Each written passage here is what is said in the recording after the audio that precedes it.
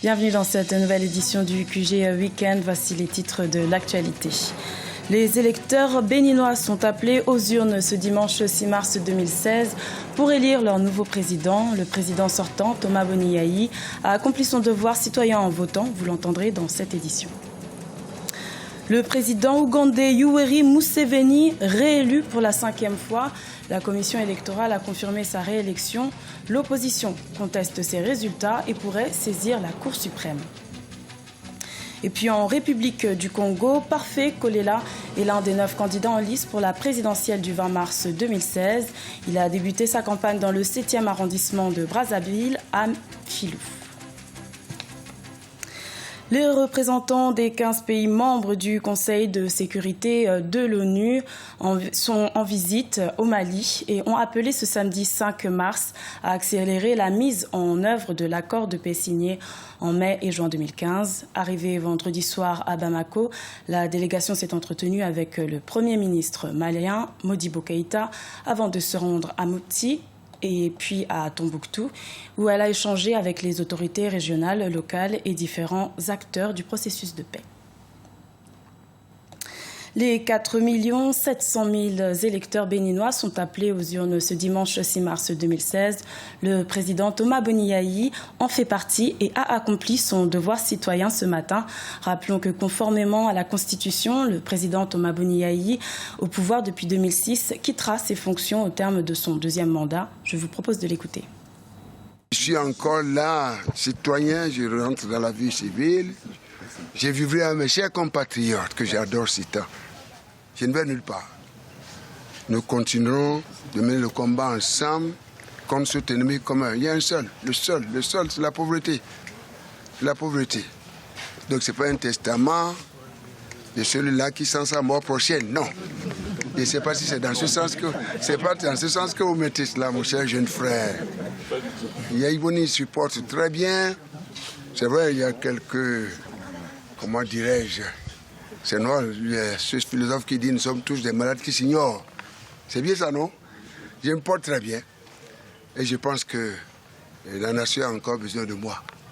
Je vivrai avec mes très chers compatriotes et ensemble nous allons travailler pour en finir avec cet ennemi commun, la pauvreté.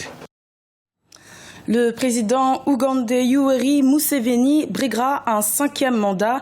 La commission électorale a proclamé la victoire du président sortant et candidat à sa propre succession le 20 février 2016.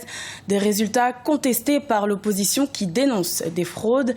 Elle a une dizaine de jours pour saisir la Cour suprême. Deogracias Podo.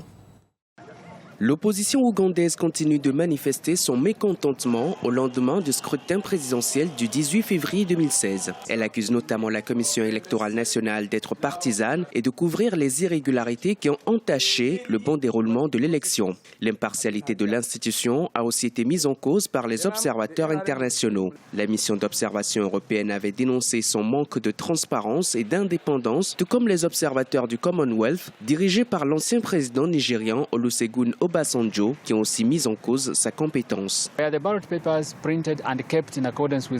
Les bulletins de vote ont-ils été imprimés et conservés conformément à la loi? Le jour du scrutin ou même avant, de nombreux électeurs avaient des bulletins de vote pré-remplis, sans parler des bourrages d'urnes. Nous pensons donc que ces actes ont eu un impact négatif sur le score des autres candidats. Il faut bien comprendre que finalement ceux qui avaient des bulletins pré-remplis étaient en faveur de celui qui a été déclaré vainqueur. Le président Yoweri Museveni, à 71 ans et au pouvoir depuis 30 ans, a été réélu pour un 5e mandat selon les résultats publiés le 20 février par la commission électorale. Il a obtenu 60,75% des voix, loin devant son rival de l'opposition, Kizza Besigye, crédité de 35,37% des voix. Le parti de ce dernier, le Forum pour le changement démocratique, a appelé les Ougandais et la communauté internationale à rejeter et condamner la fraude. Il avait été assigné à résidence lors de l'annonce des résultats, après avoir été arrêté la veille. Le processus démocratique a été détourné. Le NRM, parti du candidat Museveni, profite de l'armée et de la police acquise à sa cause. Ils ont fait plusieurs fois irruption à notre siège, mené des raids dans nos locaux, harcelé nos dirigeants et le personnel, arrêté plus de 300 membres du parti pour la plupart des responsables de bureaux de vote à travers le pays. Ils ont même arrêté notre candidat à la présidentielle à 9 reprises en l'espace de 11 jours. C'est déplorable. En Ouganda, selon les dispositions du code électoral, les candidats malheureux à un scrutin présidentiel disposent de 10 jours à compter de la date de proclamation des résultats pour éventuellement les contester auprès de la Cour suprême. Mais les analystes sont pessimistes. Malgré les critiques de l'opposition, beaucoup peinent à croire en une quelconque modification du précédent verdict. Dans l'actualité également, en République du Congo, Parfait Kolela fait partie des 9 candidats en lice pour la présidentielle anticipée du 20 mars 2016. Pour débuter sa campagne, il s'est rendu dans le 7e arrondissement de Brazzaville, à Mfilou, pour y exposer son programme. Un reportage d'un de nos envoyés spéciaux au Congo, Deva Panzou. Le candidat à l'élection présidentielle du 20 mars, Parfait Kolela, a tenu un meeting ce samedi dans le 7e arrondissement Mfilou à Péka. Devant le peuple venu l'écouter, Parfait Kolela a dévoilé les grandes lignes de son projet de société qu'il estime à 7 600 milliards de francs CFA. Le point fort, c'est la décentralisation intégrale. Le Congo de demain doit être un pays complètement décentralisé, avec 4 provinces. La province du littoral avec 3 départements, Kouilou, Niari, Pointe-Noire. La province de Mbé avec 3 départements, Cuvette Ouest, Plateau, le Koumou. La province du Congo central avec 3 départements, Poul, Bouenza, Brazzaville. La province de l'Équateur avec 3 départements, Cuvette centrale, Likwala, Sanga, avec une autonomie économique administrative.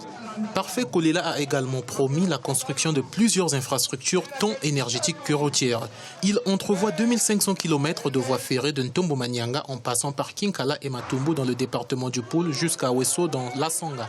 Les habitants d'Mfilou ne doutent plus que leur candidat sera le futur président du Congo au soir du 20 mars. C'est la volonté de Dieu. Aujourd'hui, le temps est arrivé. Dieu va faire son temps. Dieu, aujourd'hui, va nous prouver le contraire. Même si ces personnes-là vont vouloir frauder, mais le Seigneur dira son dernier mot. Nous sommes sûrs que Parfait Kolela, aujourd'hui, va faire le changement de ce pays-là. Le Congo est un pays pétrolier. On nous a promis. Il y a eu beaucoup de programmes de société. On nous a dit... autosuffisance à l'an 2000. Venez voir le marché du Congolais aujourd'hui. Comment le Congolais se nourrit. Pour le président actuel, mais il a 32 ans au pouvoir, donc je ne vois pas ce qu'il peut encore nous donner de nouveau si on ne voit pas aujourd'hui du côté de l'opposition. Parfait Kolela a par ailleurs assumé ses responsabilités d'ancien membre du gouvernement actuel qu'il a quitté en août 2015 pour rejoindre les rangs de l'opposition. Après Mfilou, le candidat de la CODEA s'est rendu à Nganga-Lingolo pour son second meeting.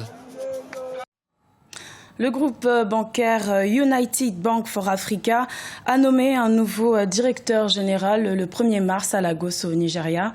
Il s'agit de Kennedy Uzoka, une nomination qui sera effective à partir du 1er août 2016 sous réserve de l'approbation de la Banque centrale du Nigeria. Olivia Yere-Dobré. Un nouveau directeur général à la tête du groupe bancaire United Bank for Africa. Le conseil du groupe United Bank for Africa a approuvé la nomination de Kennedy Uzoka lors d'une réunion tenue au siège le mardi 1er mars au Nigeria. Une nomination effective à partir du 1er août 2016 sous réserve de l'approbation de la Banque centrale du Nigeria. Kennedy dispose d'un ensemble de compétences extrêmement solides et est idéalement placé pour diriger UBA dans sa prochaine phase de croissance. Sa plus récente expérience dans la gestion des opérations africaines, qui prennent une importance de plus en plus croissante au sein du groupe, est particulièrement pertinente au moment où nous nous employons tous à construire l'une des principales franchises financières en Afrique. Kennedy Uzoka devrait succéder à partir du 1er août à Philips Odioza, qui a effectué 2 mandats à la tête du groupe. Fort d'une expérience de plus de 20 ans en finance et en gestion des risques, Kennedy Uzoka possède de solides compétences pour diriger la structure dans sa prochaine phase de croissance. UBA est une banque panafricaine implantée au Nigeria, à Londres, New York et Paris. Nous pensons qu'il y a beaucoup d'opportunités sur le continent africain et encore plus si nous mettons ensemble toutes les expertises et talents que nous avons. Basée à Lagos, au Nigeria, la United Bank for Africa a émergé comme un fournisseur panafricain de services bancaires depuis 1949. C'est désormais une des plus importantes institutions financières en Afrique. Avec plus de 10 millions de clients, la banque est présente dans 19 pays africains avec 750 succursales. C'était le journal de la rédaction. Merci pour votre fidélité. Retrouvez dans quelques instants une nouvelle édition de l'information sur Africa 24.